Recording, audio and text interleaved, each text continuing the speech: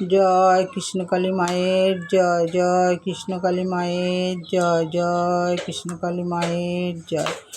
মা গো, সবাইকে ভালো রাখো, তুমি সুস্থ রাখো, সবার মনের বাসনা তুমি পূর্ণ করো মা। যে যেখান থেকে ডাকে সবার ডাকে তুমি সাড়া দিও। ভক্তরা, তোমাদের একটা কথা বলছি, শোনো। যদি পুরো কথাটা শুনতে হয়, পুরো ভিডিওটাই তোমাদের দেখতে হবে। পুজো কিন্তু দুই রকম হয়, তোমরা সবাই জানো না কি এরকম কোনটাকে দুই রকম বলে। আজকে আমি বলে দিচ্ছি। দেখো, একটা পুজো হলো স্নান করবে তোমরা, স্নান করার পরে মায়ের ঠাকুরের বাটা হাতে নিয়ে যাবে, বাটাটা মাজবে, ধুয়ে এসে বাটার মধ্যে একখানা তুলসী পাতা আর দুটো নকুলদানা বা একটা বাতাসা, অনেকে আবার একটা বাতাসাকে ভেঙেও দেয় দুই ভাগ করে, অর্ধেকটা আজকে খাবে অর্ধেকটা কালকে খাবে।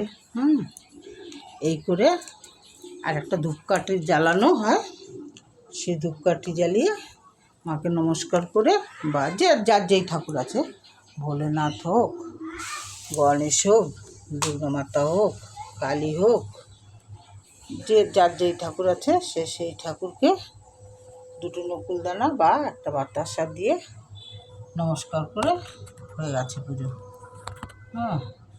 মা তো খায় বা বাবা খায়, এটা তো কেউ দেখতে পায় না, এর জন্য ওরকম করে দিয়ে দেয়।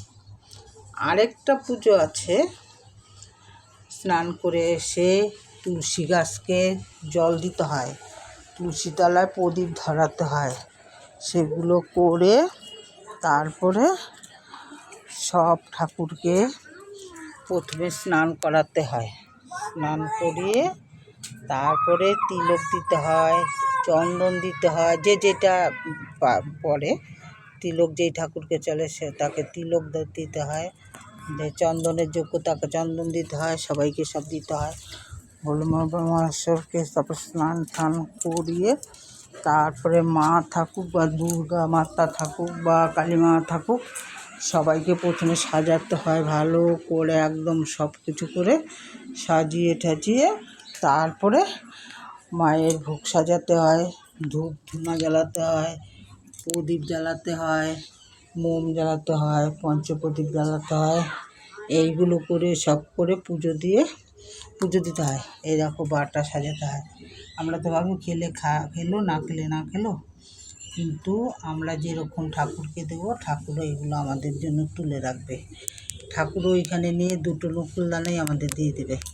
আর আমরা যেরকমভাবে ঠাকুরকে সেবা দিতে পারবো, ঠিক এইভাবেই আমাদের ঠাকুর উপরে গেলে, যদি আমরা বিশ্বাস করি ঠাকুরকে, মানি বিশ্বাস করি, তাইলে ওইভাবেই আমাদের ঠাকুর রাখবে।